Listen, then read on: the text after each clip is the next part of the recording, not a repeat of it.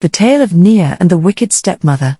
Long ago, in a small village at the foot of the great mountains, there lived a young girl named Nia.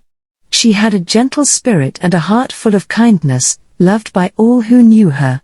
Nia lived with her father, a strong and noble man named Mosi, and her mother, the beautiful and wise Adama.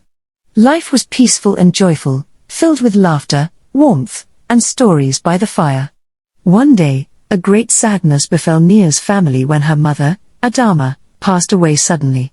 The village mourned with Mosi and his daughter, but none could ease their sorrow. After some time, Mosi remarried a woman named Zuri, a proud and stern woman from a neighboring village. Zuri seemed kind at first, but soon, the darkness in her heart began to show. Zuri, driven by jealousy and greed, did not love Nia. She resented the girl's beauty and sweetness, and every day she found new ways to make Nia's life miserable. She would ask her to do impossible tasks, give her the heaviest chores, and then scold her for not finishing them. She would send Nia to the farthest parts of the forest to gather firewood, knowing full well that it was a dangerous place where wild animals roamed.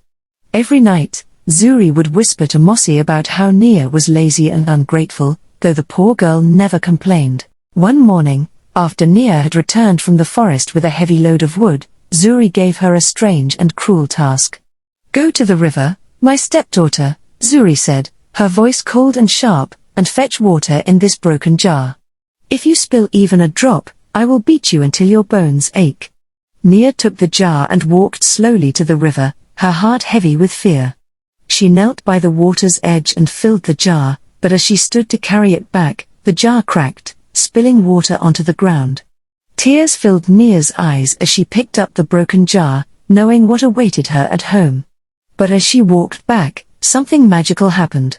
The animals of the forest, elephants, birds, and even the wise old lion, gathered around her, sensing her sorrow. The lion, with a voice that seemed to echo from the earth itself, spoke, "Do not fear, little one. We shall help you. Follow the path of kindness, and your troubles will end." With the lion's words in her heart, Nia smiled for the first time in days.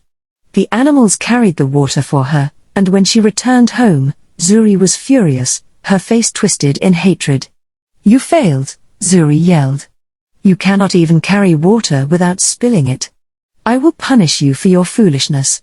But just as Zuri raised her hand to strike, the animals of the forest appeared at the doorstep, standing tall and strong.